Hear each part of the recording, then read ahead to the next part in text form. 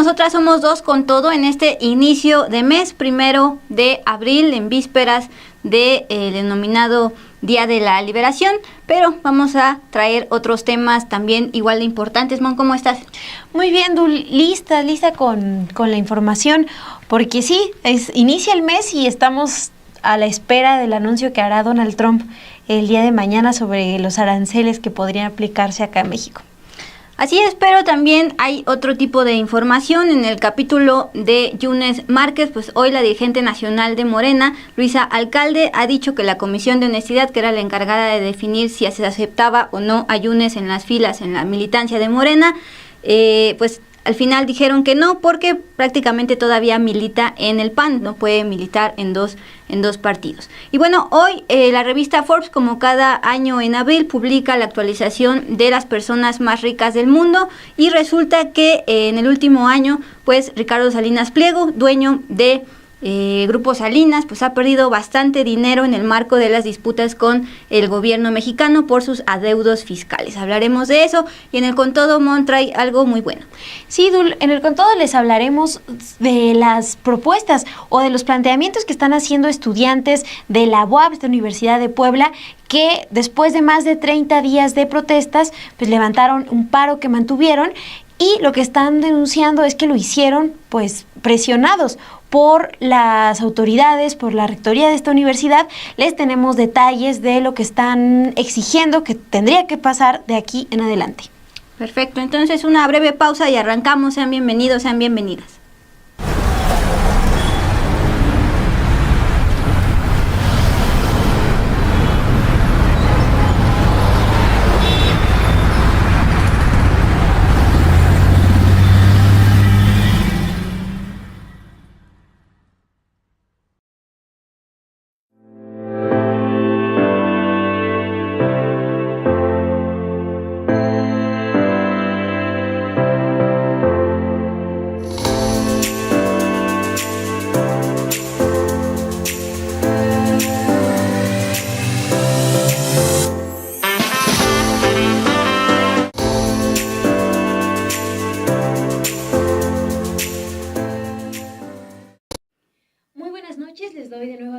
Bienvenida aquí en Dos con Todo. Gracias por conectarse, por dejarnos sus likes, sus comentarios, y pues nos arrancamos con la información que tenemos preparada para ustedes. El día de hoy, el senador Miguel Ángel Yunes Márquez anunció el retiro de su solicitud para incorporarse a la bancada de Morena, porque dijo que no quiere provocar un debate interno con su afiliación. Les voy a leer parte de un documento que compartió el día de hoy en sus redes sociales. Estoy convencido de que en los momentos cruciales que vive México, todos debemos sumar nuestras voluntades para enfrentar unidos los retos, que son enormes. En ese ánimo, y enterado de algunas voces que no están de acuerdo con mi afiliación, he tomado la decisión de retirar mi solicitud de afiliación a Morena. Esto lo expuso en una carta que envió a la presidenta del Comité Ejecutivo Nacional del partido, Luisa María Alcalde. En esta carta, el expanista explicó que ante el rechazo de algunos morenistas a su incorporación a este partido, pues prefiere desistir y mantenerse nada más como integrante del grupo parlamentario de Morena en el Senado, y según dijo, desde ahí seguir apoyando las iniciativas que envía la presidenta Claudia Sheinbaum. Otra parte de lo que expone en esta carta, que fue dirigida a Luisa María Alcalde, es la siguiente: al solicitar mi registro en Morena, expuse con claridad que era consecuencia lógica de mi apoyo a la presidenta y de mi participación en el grupo parlamentario del movimiento en el Senado. El objetivo fue aportar, no provocar debate interno, ni mucho menos división. Recuerden que él incluso pues fue visto en estos videos celebrando su afiliación, y que eso generó pues distintas críticas. Esto ocurrió el 18 de febrero, ya cuando se confirma que Miguel Ángel Yunes Márquez, militante del PAN durante varios años, pues ya hacía oficial su afiliación a Morena, después de votar a favor de la reforma judicial y de que su partido, el PAN, lo expulsara. Fue pues bastante criticado en su momento ese anuncio del partido de afiliar a Miguel Ángel Yunes Márquez. justo pues en el contexto de la campaña de afiliación que inició Morena a nivel nacional, que inició desde enero. Bueno, esta información la comparte Miguel Ángel Yunes Márquez, hijo del exgobernador, también Miguel Ángel Yunes, el exgobernador de Veracruz por el PAN, y la comparte durante esta tarde, pero también la dirigente del partido de Morena, Luisa María Alcalde, publica hoy por la tarde, por la noche, ya unos noche, minutos, sí, es decir, después de esta carta que difunde Miguel Ángel Yunes Márquez, un comunicado de la Comisión Nacional de Honestidad y Justicia del partido que establece lo siguiente. La Comisión Nacional de Honestidad y Justicia de Morena resolvió no admitir la solicitud de afiliación de Miguel Ángel Yunes Márquez. Escuche bien, dice que es por ser incompatible con los artículos 4 y 5 de los estatutos de Morena, que establecen que no podrán ser admitidos las y los militantes de otros partidos políticos. La comisión determinó que Yunes Márquez mantiene una militancia activa en el PAN, conforme a los registros del Instituto Nacional Electoral, que se confirma mediante sus propias declaraciones públicas, donde manifiesta su desacuerdo con la expulsión de dicho partido y su deseo de impugnar esa decisión. Pues sí, recuerden que cuando el PAN anuncia que lo va a expulsar después de que votó a favor de la reforma judicial, pues él dijo, no me pueden expulsar, yo voy a impugnar esto, y unos días después lo vimos celebrando ya su afiliación a Morena. También Dul destaca esta parte porque lo que está definiendo la Comisión Nacional de Honestidad y Justicia de Morena es que no puede avanzar su afiliación por su registro activo, su militancia activa en el Partido Acción Nacional.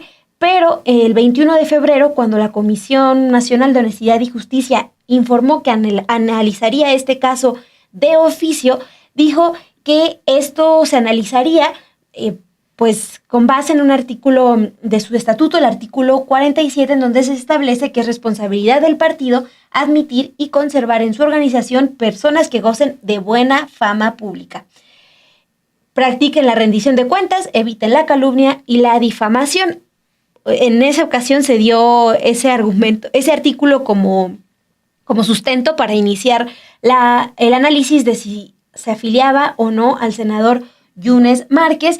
Y también pues en esa ocasión, en febrero, estamos hablando de febrero, pues la gobernadora de Veracruz, Rocío Nale, también pidió al partido que no acreditara la militancia del senador Yunes, y a este llamado se sumaron militantes de Morena en Veracruz, pero también el gobernador de Oaxaca, sí. Salomón Jara Cruz, también de Morena. Ambos gobernadores solicitaron a la Comisión Nacional de Honestidad y Justicia de Morena que analizara el caso. Y bueno, aquí estas dos versiones, Zul. Miguel Ángel Yunes dice que ya, que por respeto, para no ocasionar debate. Y bueno, Morena dice que siempre no, que ellos ya igual iban a decidir no confirmar su militancia. A mí lo que me está dando risa ahorita es que todo este tiempo en que hubo señalamientos porque Yunes había empezado su militancia en Morena, nunca nos preguntamos si ya se había dado por terminada la militancia que tenía en Acción Nacional. Pues resulta que no, de acuerdo con pues la investigación que hizo la Comisión de Honestidad en los últimos días. Entonces, pues ahí el tema del capítulo de Yunes, que por supuesto va a continuar, pero por ahora estas dos versiones que planteas, Mon. Saludo a la audiencia, gracias por estar con nosotras esta noche, arrancando mes abril, con contingencia ambiental, por cierto, otra vez aquí en el Valle de México.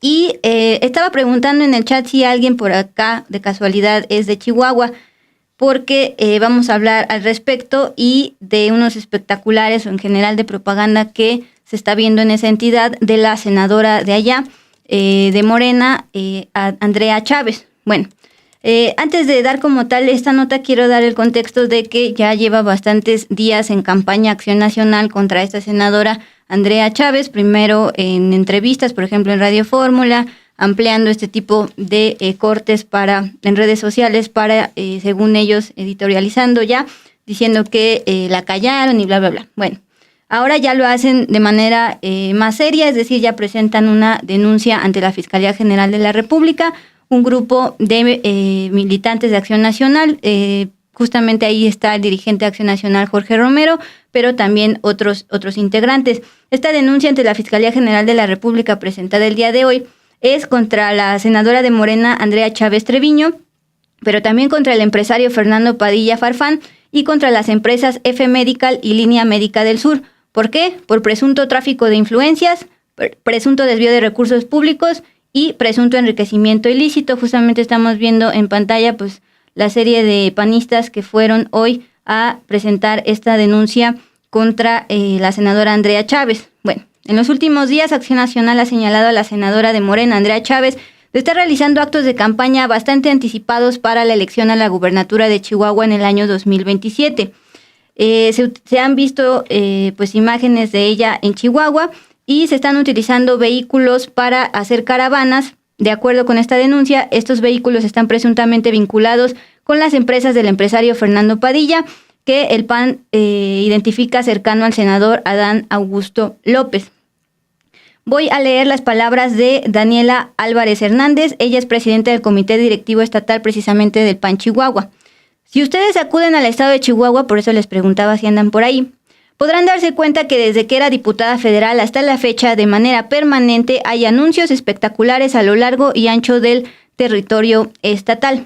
De hecho, si ustedes recuerdan una de las fotografías que hacen los fotoperiodistas en el Senado, pues se ve como el senador Adán Augusto López está viendo una fotografía con una de estas revistas falsas con la imagen precisamente de la senadora Andrea Chávez, que es de Chihuahua, y están señalando que está haciendo actos anticipados de campaña. Bueno, por supuesto que la legisladora ya respondió. Ella dijo que unos panistas corruptos, los que veíamos en la foto, la habían denunciado por llevar médicos y enfermeras a las colonias de Chihuahua. Esa es su réplica. Voy a continuar con lo de la denuncia y vamos a escuchar su réplica en un video que ella sube. La denuncia fue presentada por la presidenta del Comité Directivo Estatal del PAN en Chihuahua, Daniela Álvarez, y respaldada por el dirigente nacional de Acción Nacional, Jorge Romero, a quien precisamente la senadora Andrea Chávez está señalando de ser el líder del cártel inmobiliario en la alcaldía Benito Juárez. La denuncia plantea que los acusados presuntamente habrían conformado una estructura que mediante contratos públicos por más de 2,000 millones de pesos pues está financiando presuntas operaciones políticas encubiertas y ajenas a la función legislativa de la senadora. En un comunicado, además de esta denuncia que presentaron hoy ante la Fiscalía General de la República, plantean lo siguiente: existen elementos para presumir que la senadora Chávez Treviño ha operado durante al menos 2 años presuntas caravanas médicas en el estado de Chihuahua, utilizando unidades móviles decoradas con su imagen, financiadas con recursos cuyo origen no ha sido aclarado y sin contar con atribuciones legales ni sanitarias para prestar estos servicios. Ella no está negando que utilice estas caravanas con su imagen, está diciendo que la están denunciando por llevar servicio médico a los chihuahuenses. Además, se plantea en la denuncia que la senadora de Morena ha incurrido en contradicciones sobre el origen de los fondos para estas caravanas. Primero dijo que eran una donación y después dijo que hay convenios de colaboración con el sector privado. El PAN está señalando a un empresario cercano a su vez al senador Adán Augusto López.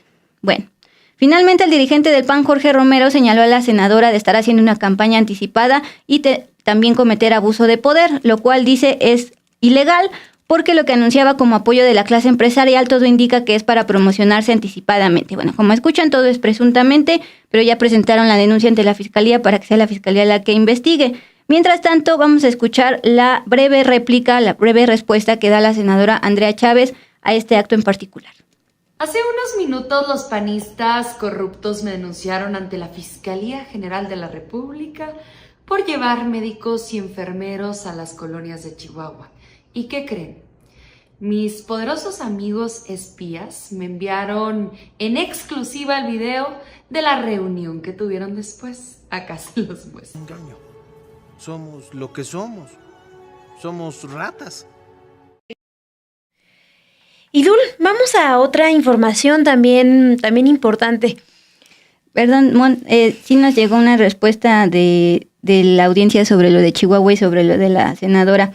De hecho, en forma de superchat, el cual agradecemos por parte de todo el equipo de Sin embargo al aire. Alberto Mesa dice, existen también, es decir, se refiere a publicidad, a propaganda, Existe también el presidente de Ciudad Juárez, Cruz Pérez Cuellar, y de Andrea Chávez. Bueno, pues gracias Alberto Mesa por su comentario.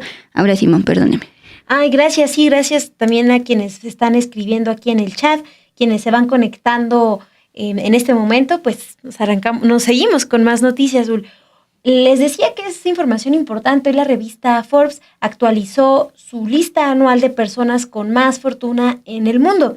Y ahí el empresario Ricardo Salinas Pliego, dueño de Grupo Salinas, se revela esta lista de Forbes que perdió el 63% de su fortuna en el último año, al pasar de 13.5 mil millones de dólares en abril del 2024 a 4.9 mil millones en abril del 2025.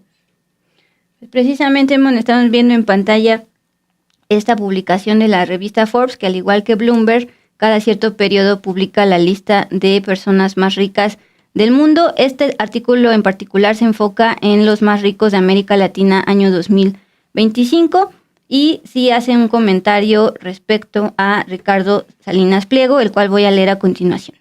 Dice, Ricardo Salinas Pliego, que actualmente tiene 4.9 mil millones de dólares, quien el año pasado, es decir, 2024, se ubicó como el séptimo individuo más rico de la región, América Latina, y el tercero más rico de México, perdió 8.5 mil millones debido a que las acciones de su conglomerado, Grupo Electra, se desplomaron un 70% en medio de suspensiones bursátiles derivadas de acusaciones de fraude y disputas de deuda entre las empresas de Salinas Pliego y el gobierno mexicano, particularmente el SAT. Así lo observa Forbes en este artículo llamado Las 10 personas más ricas en América Latina, basado en los datos precisamente que saca este 1 de abril sobre los más ricos del mundo y un zoom que hace en América Latina. Agregan este análisis, para mitigar la caída del valor de las acciones de Grupo Electra que estuvimos reportando a finales de año, el Consejo de Administración de Grupo Electra decidió privatizar la empresa a finales de 2024. Se salió de la Bolsa Mexicana y ya no hace públicos sus informes trimestrales para saber cómo va en cuanto a ventas y demás. Se espera entonces que esta transición concluya en mayo próximo, en el próximo mes de ya 2025. También hay un tema de Carlos Slim. Él sigue siendo el hombre más rico, el empresario más rico de México, pero también perdió de 2024 de abril 2024 a abril 2025. Él pierde 19.5 mil millones de dólares en el último año. Aún así, el propietario de América Móvil pues sigue siendo el empresario más rico de México y de América Latina.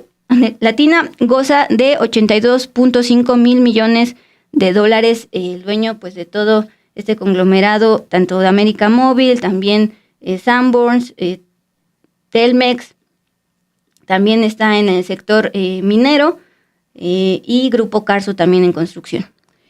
Sí, Duli, también teníamos para mostrarles qué es lo que ha comentado específicamente Ricardo Salinas Pliego, ¿no? Después de que se anuncia esta lista de los más ricos de Forbes. Estamos viendo ahí un mensaje que publica en su cuenta de X, burlándose de nueva cuenta de la cuestión del reclamo que hay para que pague todo lo que le debe al SAT. Dice, hoy por fin que iba a entrar a pagar, me encuentro con esto. Y es una captura de pantalla con un error, ¿no?, de la página del SAT, de la Secretaría de Hacienda. Sí, hubo reportes desde muy temprano, este 1 de abril, de fallas en la página del SAT precisamente para hacer declaraciones anuales. Bueno, él también bromea con que el día de hoy, 1 de abril, es día de las bromas allá en Estados Unidos. Entonces, pues hace este único comentario respecto a que pues pierde un 63% de su fortuna en el último año en el marco de estos adeudos fiscales y en el marco de su decisión de privatizar Grupo Electra, sacarla de la Bolsa Mexicana, y acuérdense también el valor de sus acciones se desplomó en ese entonces. Nos decía en una entrevista, me acuerdo muy bien, en los primeros con todo, que pues la fortuna de Ricardo Salinas Pliego se construye a partir de la corrupción. Hoy Forbes pues justamente lo dice con todas sus letras, por fraude y adeudos con el gobierno mexicano. Sí, Dul, pues recuerden nada más aquí este dato, que todavía durante la gestión del expresidente Andrés Manuel López Obrador, el SAT, el Servicio de Administración Tributaria, confirmó que la deuda que tiene el empresario Ricardo Salinas Pliego asciende a 63 mil millones de pesos. Entonces, con eso está jugando este empresario, a decir, bueno, pues no voy a pagar, como si fuera inmune, no tuviera ninguna responsabilidad. Y bueno, con esta información vamos a otro tema, una actualización que tiene que ver con el rancho Izaguirre, localizado hace unas semanas en el municipio de Teuchitlán, en Jalisco. La Fiscalía General de este estado informó que 10 personas que fueron detenidas en septiembre del 2024, la primera vez que la Guardia Nacional informa sobre lo que hallaron en este lugar, en este rancho. Estas personas ya quedaron imputadas por el delito de desaparición cometida por particulares. Esto después de que una persona los identificó por hechos distintos a los de su detención.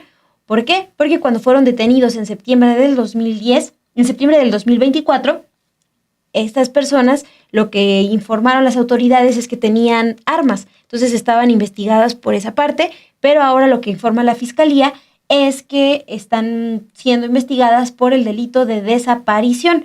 En un comunicado, la Fiscalía expuso lo siguiente. Este lunes 31 de marzo, 10 personas fueron imputadas por el delito de desaparición cometida por particulares luego de que una víctima los identificara por hechos distintos a los de su detención.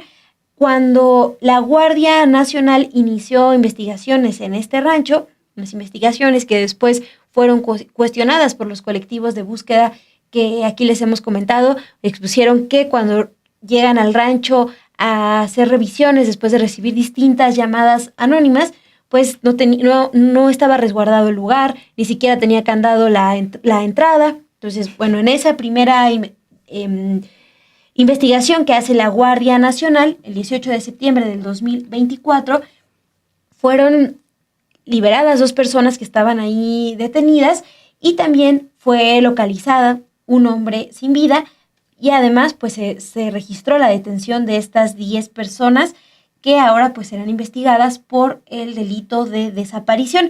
En la audiencia expusieron pues la Fiscalía los datos de prueba y un juez otorgó como medida la detención oficiosa hasta su audiencia de vinculación a proceso que se realizará próximamente. Perfecto, Mon. Antes de irnos con las notas sobre aranceles y comercio, quiero seguir leyendo sus reacciones sobre el tema de la senadora Andrea Chávez sobre sus presuntos actos de campaña anticipados.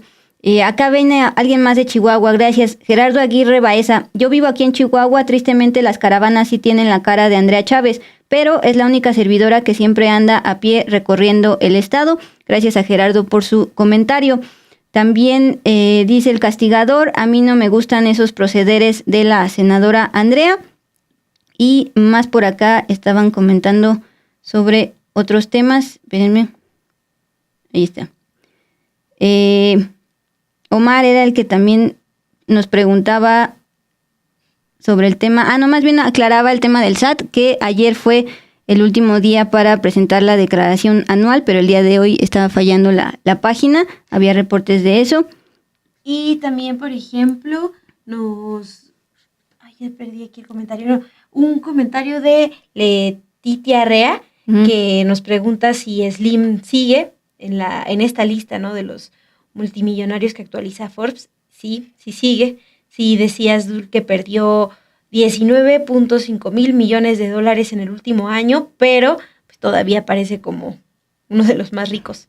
Por un montón respecto al segundo lugar, tiene más de 80 mil millones de dólares, pues luego de la privatización de Teléfonos de México y cómo fue expandiendo a otros rubros como minería y demás. También, de hecho, hablando de esa época de privatización, el rayo privatizador de Carlos Salinas de Gortari, quedamos menos. La mitad de la fortuna de Slim pertenece al Orejón Salinas. Slim solo es un traficante de influencias. Y recordar también que Imevisión, ahora TV Azteca, de Grupo Salinas, también formó parte de este rayo privatizador de Salinas de Gortari, entre señalamientos de nexos con el hermano Raúl Salinas de Gortari. Pero pues ahí está. Salinas Pliego es un ratón mañoso que sabía que fallaría la página o se lo informaron, solo quería payasear. Bueno, es comentario de Omar. Pero ahora sí, antes de irnos con todo, para darle su justo tiempo, rápidamente, mañana, ya lo saben, 2 de abril, el presidente Donald Trump pues anunció que sí iba a aplicar estos aranceles recíprocos a varios países. La presidenta Claudia Sheinbaum ha dicho una y otra vez que se va a esperar hasta que se den los detalles de estos aranceles para anunciar un plan integral que va a estar basado en el ya conocido Plan México 2024-2030, que es apostarle a la producción interna. Bueno, justamente en vísperas de esto, la Secretaría de Hacienda envió los famosos precriterios económicos de 2026 a la Cámara de Diputados. Recuerden que la Cámara de Diputados es la que se encarga de discutir y aprobar el presupuesto, todo el paquete económico. Bueno, ahí está reconociendo que sí va a caer, se estima que la economía va a crecer este año entre 1.5 y 2.3%, frente al previo estimado de 2% a 3%. Esta revisión a la baja para el crecimiento de 2025, dice Hacienda en estos precriterios, incide la cautela empresarial ante la incertidumbre sobre la política comercial de Estados Unidos. Es decir, esta política arancelaria intermitente que te dice Donald Trump, te voy a aplicar aranceles este día y ese día te los pospone al siguiente mes, ha causado consecuencias en incertidumbre en cuanto a inversiones y, por supuesto, lo que hemos visto con el tema dólar, peso y el valor de las acciones. Bueno, eso coincide justamente con lo de los criterios. Y finalmente, previo a este anuncio, ya lo sabe, la presidenta Claudia Sheinbaum y el primer ministro de Canadá, ahora Mark Carney, que está en gobierno de transición, pues conversaron precisamente sobre la relación comercial México-Canadá, socios también a través del TEMEC. De acuerdo con un boletín informativo, los líderes enfatizaron la importancia de salvaguardar la competitividad de América del Norte mientras se respeta la soberanía de todos los países. Bueno, pues mañana, como bien decían por acá en el chat, en punto de las 2 de la tarde tiempo de México, 4 de la tarde tiempo de Washington, se sabrá pues ya más detalles de estos anuncios arancelarios de Donald Trump. No se pierdan la transmisión justamente con nuestros compañeros de este programa de las 2. Así es, Dul. Pues, ¿qué te parece si nos vamos a una pausa breve para arrancar con todo que les preparamos hoy? A darle.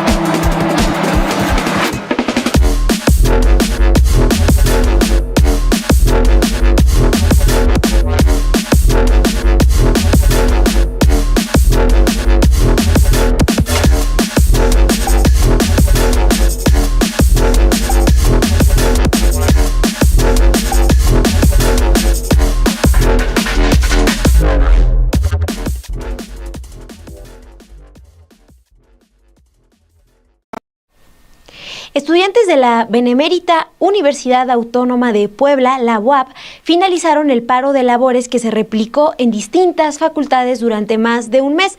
Las clases presenciales se retomarán este 2 de abril entre críticas de la comunidad estudiantil a las autoridades académicas por encabezar distintos intentos para deslegitimar sus protestas. Les contamos en este Con Todo.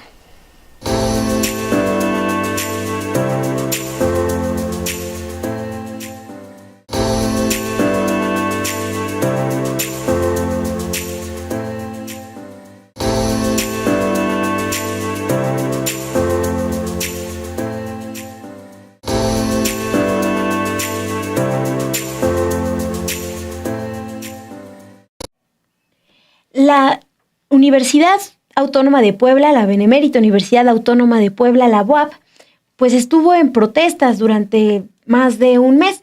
Estudiantes que iniciaron este paro de labores lo hicieron pues para protestar, entre otras cosas, por falta de protocolos para abordar, por ejemplo, denuncias de acoso sexual, por la falta de personal y personal también capacitado pues para dar clases, pero también retomaron exigencias de la precariedad laboral con la que pues los docentes dan clases.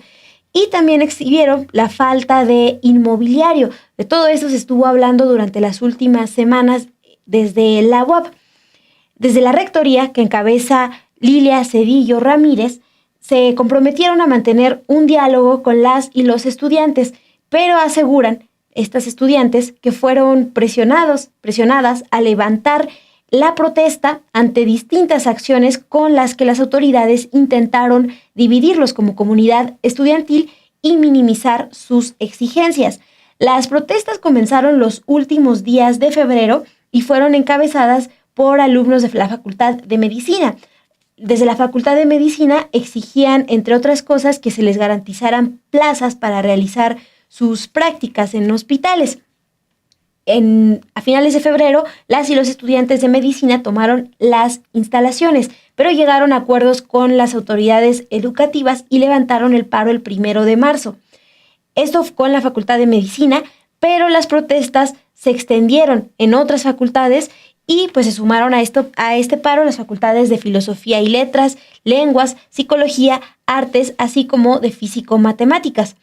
El 29 de marzo, la UAP informó en un comunicado que publicó en sus distintas redes que desde el lunes 31 de marzo comenzaría a recibir las instalaciones universitarias de parte de estos estudiantes que mantenían el paro, estudiantes de Ciudad Universitaria 2 y las facultades de arte, también de la Escuela de Artes Plásticas y Audiovisuales, ARPA. Informó la UAP en esta ocasión, que es el comunicado que están viendo en pantalla, que las últimas mesas de diálogo entre alumnos y representantes de la universidad se realizarían con las facultades de Filosofía y Letras, Psicología y Lenguas, así como de Físico-Matemáticas, y ya se había hablado desde ese momento que las clases se retomarían ya durante esta semana. Pero aunque la comisión de diálogo creada por la UAP expuso que continuará trabajando para cumplir los acuerdos y también han celebrado el regreso a clases a alumnas de la Facultad de Psicología, quienes se agruparon con la Facultad de Filosofía y Letras, con la Facultad de Lengua, y esto en un grupo que se llama la Alianza Centro, pues estas estudiantes detallaron en entrevista las distintas presiones que enfrentaron durante los días de protesta y que también pues son motivos de que levanten el paro. Por ejemplo, el 30 de marzo, un día después de este comunicado que difundió la UAP, ellos conversaron con estudiantes que protestaban en Ciudad Universitaria y les dijeron que este comunicado de la universidad pues se publicó de manera apresurada y fue un comunicado que no se acordó porque los manifestantes estaban pidiendo que se esperara la respuesta de otras facultades para pues tomar una decisión y ya confirmar que levantarían el paro. Lo que comentan estudiantes de la Facultad de Psicología es que desde que iniciaron mesas de diálogo, aunque buscaron realizarlas en conjunto, esta Alianza Centro, pues las autoridades universitarias no lo permitieron y ahora pues levantan el paro cumpliendo el mínimo de las demandas que plantearon durante más de un mes de protesta. Vamos a escuchar qué es lo que nos comentaron estudiantes de la Facultad de Psicología que pidieron pues también cuidar su identidad, Dul. Vamos a escucharlas. Alianza Centro siempre buscó que su primera mesa de diálogo fuese conjunta. La primera mesa de diálogo que tuvimos tuvo que ser levantada por el incumplimiento de diferentes requisitos que nosotros los estudiantes habíamos solicitado a los directivos que siguieran y sin embargo esos acuerdos no se llevaron a cabo, por lo cual en la primera mesa de diálogo se decidió levantar la sesión ya que no se estaban cumpliendo los términos que nos llevarían a tener un diálogo democrático y equitativo. El detalle es que la segunda vez que convocamos a una mesa de diálogo, la respuesta de la universidad fue separar a las diferentes facultades. Nosotros enviamos una invitación por correo, tanto al Honorable Consejo Universitario que es la casa, es el organismo dentro de la universidad encargado en este momento de atender las comisiones de diálogo por facultad para que se lleven a las negociaciones de acuerdo a sus pliegos petitorios. Y nosotros enviamos este correo tanto al HCU como a nuestros directivos de cada entidad perteneciente a la Alianza Centro, y 1 hora o 2 más tarde ellos sacaron un comunicado en sus páginas oficiales por separado en donde se nos citaba a las diferentes facultades en diferentes zonas. A la Facultad de Filosofía y Letras se le citó afuera de la Plaza de la Democracia, en el Carolino. A la Facultad de Psicología se le citó afuera de San Jerónimo, y a la Facultad de Lenguas afuera de sus instalaciones. Sin embargo, el acuerdo fue y la invitación fue para una mesa de diálogo llevado en el EN 7 de la Facultad de Lenguas, que fue nuestra primera mesa de diálogo allí. Nosotros vimos esta estrategia muy respetuosa y de alguna forma, pues, deslegitimando también lo que es este movimiento y la autonomía que tenemos como estudiantes de agruparnos, ya que se nos separó sistemáticamente y estratégicamente se nos separó para llevar a cabo nuestras mesas de diálogo separadas. Y lo que ocurrió fue que Psicología ha llevado un total de 2 mesas de diálogo al momento, donde lastimosamente hemos visto mucha influencia por parte de directivos para acelerar los procesos de nuestra facultad. Debemos aclarar que los paristas, los estudiantes que estamos en paro, por parte de la Facultad de Psicología y mucha de nuestra comunidad estamos inconformes con esta decisión, ya que nuestros requisitos era que se nos cumplieran las peticiones, 9 peticiones que nosotros habíamos establecido para que el alza del paro pudiera ser exitosa y pudiésemos empezar a ver resultados. Los directivos están dándonos lo mínimo. Están dándonos de alguna forma pues cartas compromiso, en donde se acuerda que se van a llevar a cabo las acciones, y lo que más atendieron fueron algunos temas de inmobiliario. Sin embargo, sabemos que esta presión es gracias a que se viene este congreso este día miércoles, y pues realmente es indignante para nosotros porque, para empezar, el tratarnos por separado y no como una alianza como fue solicitado es una clara pues declaración de la manera en la que ellos quieren seguir sistemáticamente haciendo caso omiso a las necesidades del estudiantado. Y segunda, pues saber que si el día de hoy la Facultad de Psicología levanta su paro, no es porque se rompan los acuerdos con esta alianza, no es porque o porque creamos que nuestras necesidades estén satisfechas, es porque también creemos que en este punto lo único que nos conviene es ceder. Bueno, Dul, es lo que comentan las estudiantes de la Facultad de Psicología, que, pues, les explicamos, tienen el rostro cubierto, pues, porque han estado muy activas en la movilización y sí temen represalias y pues están reservando por eso su identidad. Y vamos a seguir también con esta información, Dul.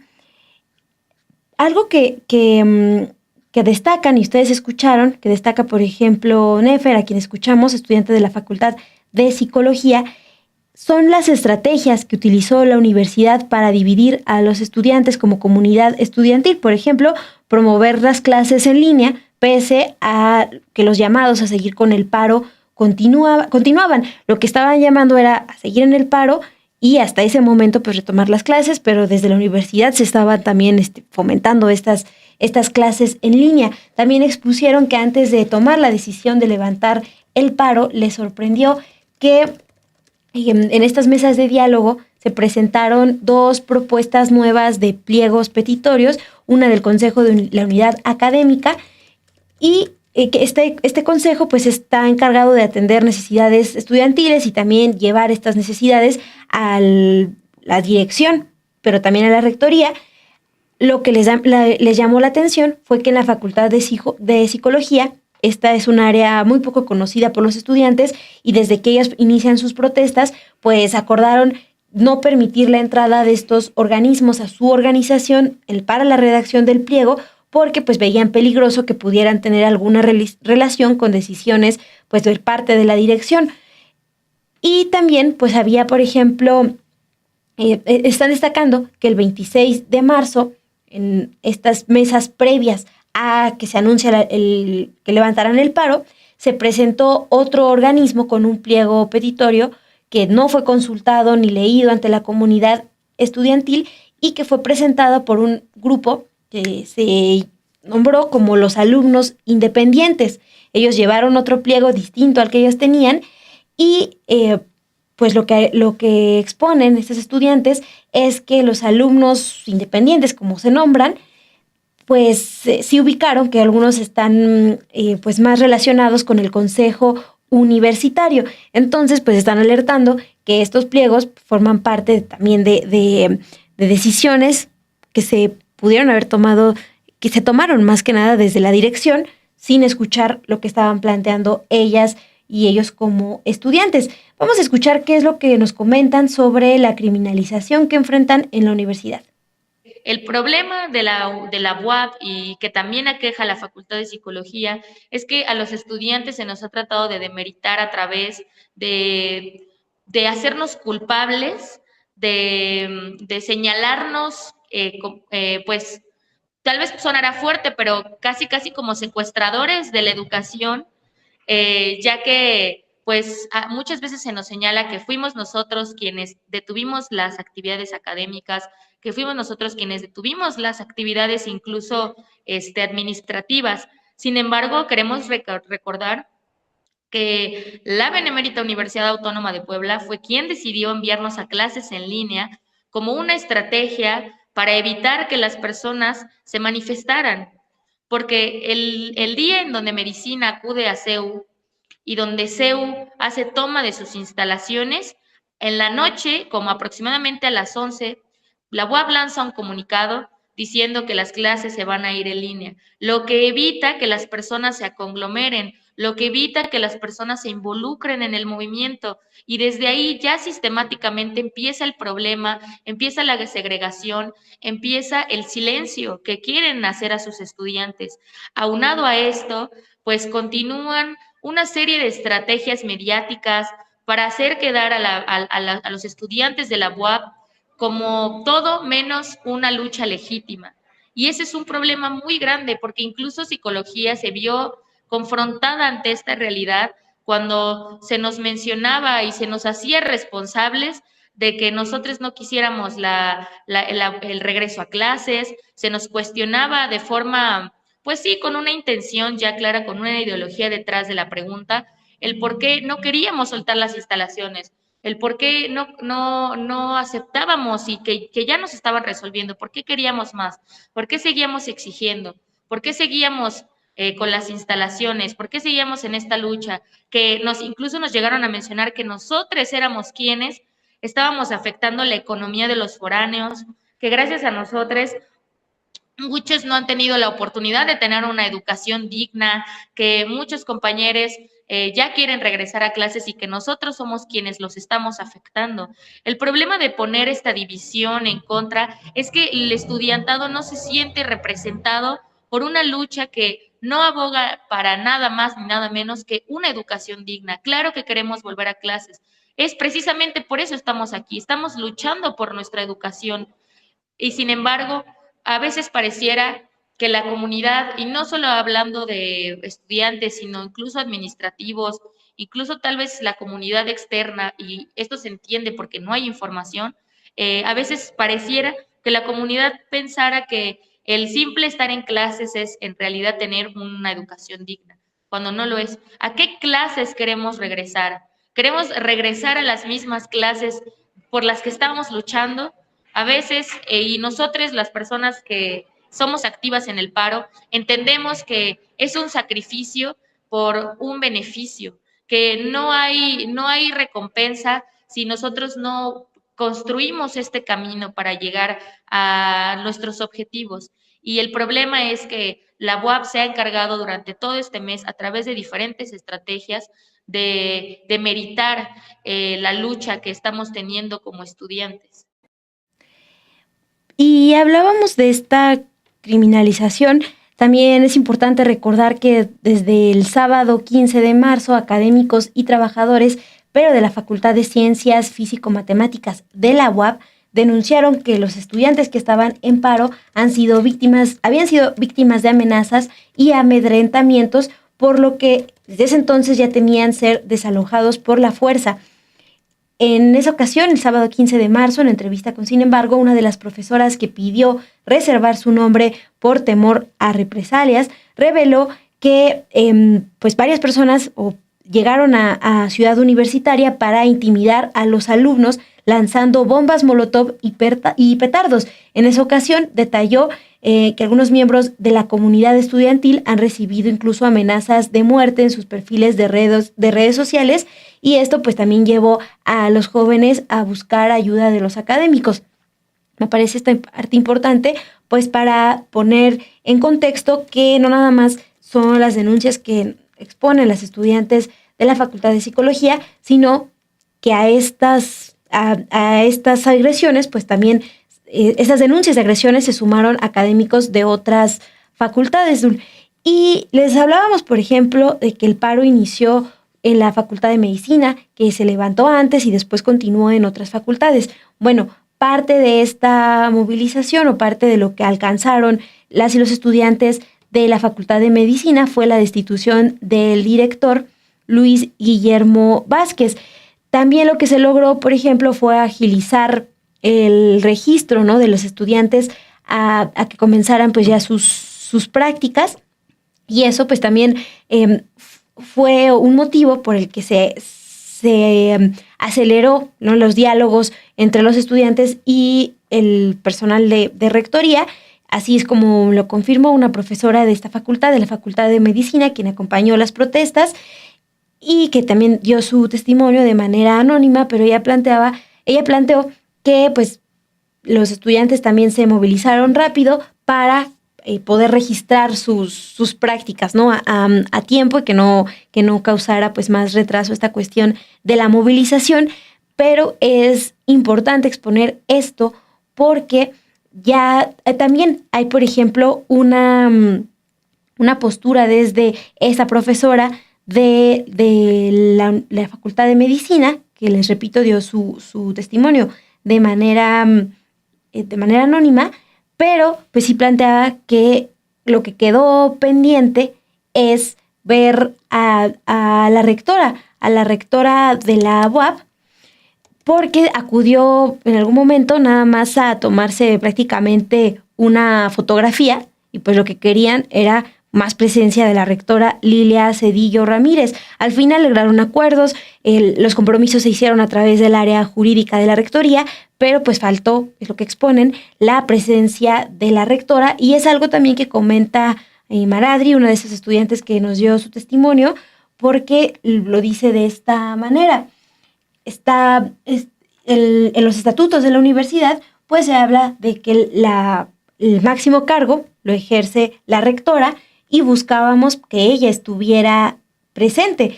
Es por eso que solicitábamos la presencia de la rectora, que es la figura más importante de la universidad, pero al no mantenerse presente, la comunidad ha desacreditado pues la importancia que tiene. Y eso parte, Dul, de lo que han señalado las manifestantes durante estos más de 30 días de protesta. Nos hablaban en algunos comentarios, por ejemplo, de cuáles eran las denuncias específicas, ¿no?, que tenían. Uh-huh.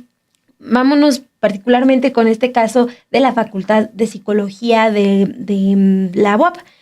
Hablan de acoso y violencia. Lo que estaban pidiendo es la apertura y el seguimiento inmediato de carpetas de investigación sobre profesores, estudiantes, administrativos que tuvieran estas denuncias. También en cuestiones, por ejemplo, del servicio social y prácticas profesionales, pues la garantía de un mayor número de convenios para realizar sus prácticas profesionales y de servicio social. Entre otras exigencias, también la parte de mejorar el mantenimiento y la optimización de mobiliario. El que todos los estudiantes pues tuvieran garantizado una banca, que es pues esencial, y también seguridad, ¿no? Que tiene que ver con un poco con esa cuestión de la violencia, pero pues también plantean que no, pues que hay temor al salir de esas universidades. Parte de lo que han expuesto, y que aunque desde la UAP se ha planteado que seguirán pues con esta cuestión de cumplir el pliego petitorio, lo que sí se ha visto y a lo que están convocando los estudiantes es a más movilizaciones. Están convocando una movilización mañana, miércoles 2 de abril, y lo están convocando con esta consigna. Únete para visibilizar la situación actual en la UAP a través de nuestra libre expresión, nunca silenciados, y están anunciando que iniciará a las 8 de la mañana en el complejo universitario. Y lo que también han compartido en sus redes sociales el día de hoy es que los acuerdos que firmaron con representantes de la rectoría, no con la rectora, pues son realmente compromisos, y que no van a dejar que se queden solo eso, ¿no? En firmas. Por eso es que están convocando a esta manifestación, Dul. Y también es importante recordar que durante los últimos años estudiantes de esta universidad se han movilizado.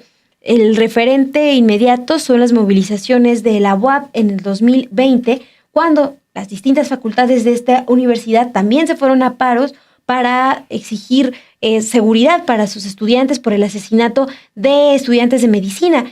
Desde entonces, que es lo que plantean Maradri y Nefer, esas estudiantes de la Facultad de Psicología, pues al revisar, por ejemplo, lo que se exigía en ese entonces y lo que exigieron con este paro, se dieron cuenta que todavía hay pendientes por resolver de parte de las autoridades académicas. ¿Qué les parece, Dulce? Vamos a escuchar qué es lo que comentan, cuáles son las preocupaciones particulares que tienen las estudiantes de la Facultad de Psicología, muy activas como parte de esta Alianza Centro en las protestas de la UAP. Parte de lo que me ha movido mucho es que también he sido partícipe de la UAP, al menos desde la preparatoria. También estuve en CCU, tomando también otra licenciatura. En ese caso, pude ver también en el 2020 cómo se llevó a cabo el paro en ese entonces.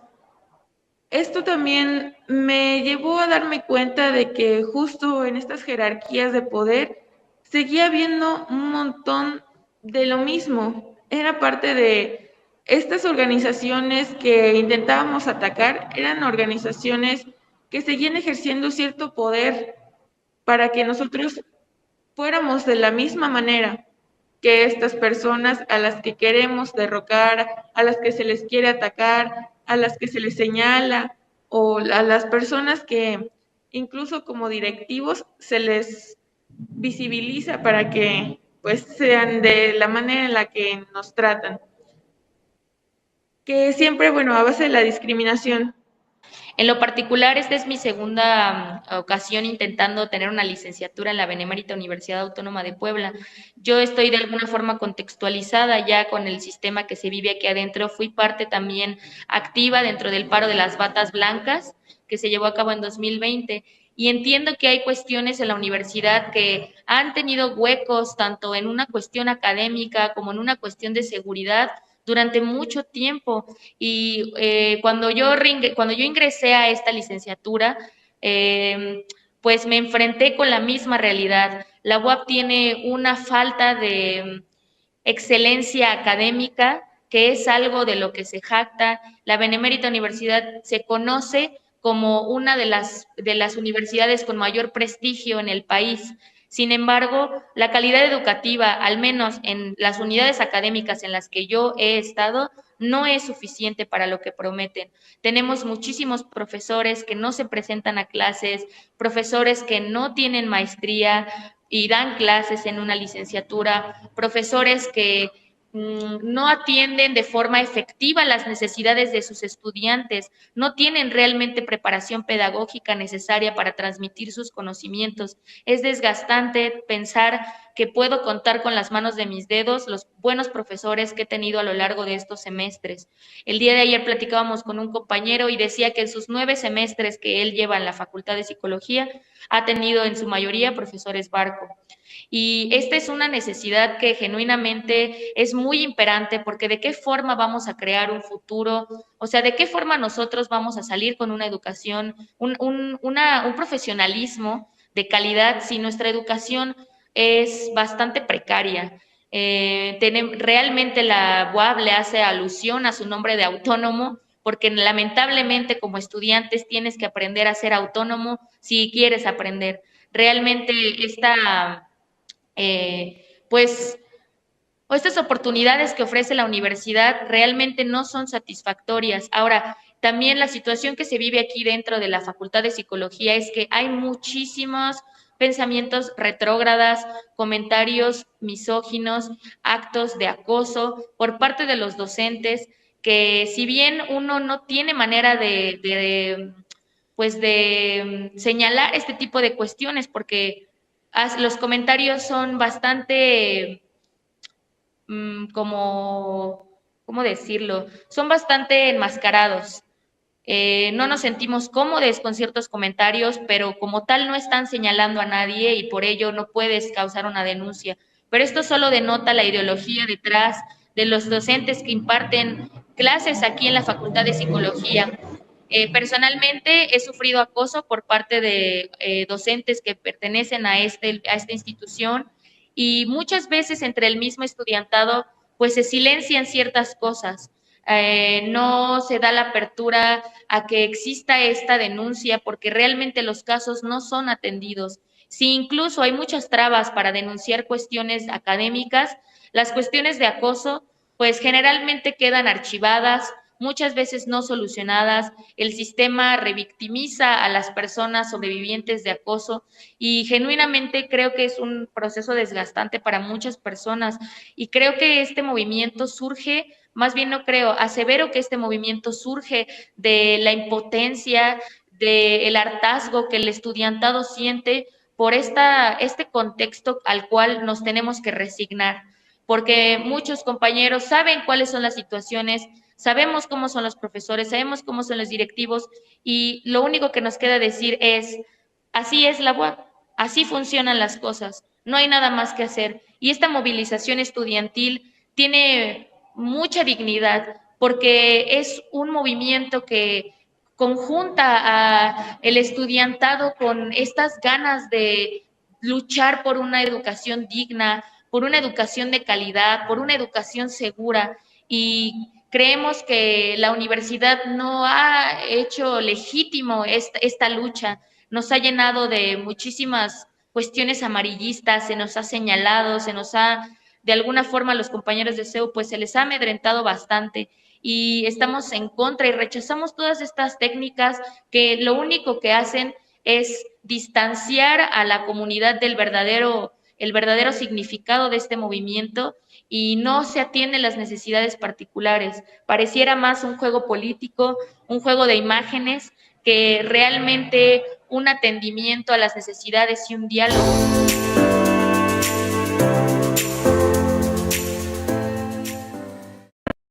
Bastantes comentarios generó este tema del paro de la UAP, una universidad allá en Puebla. Recordar las denuncias de acoso sexual, falta de personal y condiciones de trabajo dignas para docentes, así como falta de inmobiliario.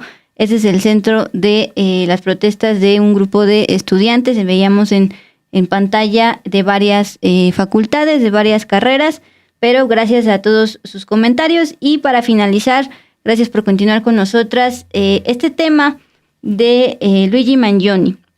Hoy están solicitando pena de muerte contra este joven, a quien se le acusa de haber asesinado a una de las figuras representativas de los injustos seguros médicos allá en Estados Unidos. El día de hoy, la secretaria de Justicia de Estados Unidos, Pamela Bondi, anunció que buscará la pena de muerte para este joven, el presunto autor del asesinato del presidente de una compañía de seguros médicos ya en diciembre allá en Nueva York. Bondi aseguró en un comunicado lo siguiente: la justicia de Estados Unidos: después de una cuidadosa consideración, he ordenado a los fiscales federales que busquen la pena de muerte en este caso. Bueno, Brian Thompson, presidente de United Healthcare, una de las mayores compañías de seguros médicos de Estados Unidos y que precisamente representa pues todas estas injusticias del seguro médico de Estados Unidos señalados por diversos enfermos. Bueno, él fue asesinado por la espalda el pasado 4 de diciembre en una calle de Nueva York cuando iba a participar en una conferencia de inversores de la empresa. Según la secretaria de Justicia, este asesinato fue un acto de violencia política que fue premeditado y a sangre fría. El crimen y la huida de 5 días de su presunto autor cautivaron a los estadounidenses, la mayoría muy críticos con los seguros privados de salud por sus altos costos y demoras en dar acceso a sus servicios, entre otras dificultades de este seguro médico. A pesar de que das parte de tu dinero, que trabajas para tener un seguro médico, al final siempre te ponen un pero, y es justamente la denuncia de Luigi Mangione en sus redes sociales. Bueno, este joven es un ingeniero de 27 años, fue capturado en un McDonald's allá en Pensilvania luego de que se difundieron videos del asesinato de esta persona. Él se declaró inocente de los 11 cargos que enfrenta en el Tribunal de Manhattan, entre ellos el asesinato como acto terrorista. Han querido elevar esto a actos terroristas. Estamos viendo pues justamente en pantalla a este joven de 27 años que Estados Unidos, el gobierno de Estados Unidos quiere que sea pena de muerte, al igual que, por ejemplo, pide la pena de muerte contra Caro Quintero, este capo señalado de haber asesinado a un agente de la DEA, Enrique Camarena. Dul, pues con esa información nos despedimos. Nos piden aquí Gerardo Meléndez, que nos dejó un superchat que agradecemos, que carguemos pila. Pues sí, porque mañana va a ser un día también bastante movido, con mucha información, así que ya saben, no se vayan a perder las transmisiones y sin embargo vamos a estar bien movidas, la verdad. Sí, pero justamente invitarlos a las 2 de la tarde con nuestros compañeros Nancy y Manuel, porque a ellos les va a tocar pues como tal el tiempo real, el desarrollo de este anuncio que se tiene previsto para las 2 de la tarde aquí, tiempo del Centro de México, 4 de la tarde Washington. Entonces sí, estaremos aquí con las reacciones todo el equipo de Sin Embargo al Aire. Mientras tanto, a Mumir, gracias, Ilse García en producción, Lluvia Hernández aquí en operaciones y a Ana de la Torre en diseño, y a Timón, gracias. Gracias, y a ustedes por dejarnos sus comentarios y sus likes. Nos vemos mañana. Y superchat, descansen.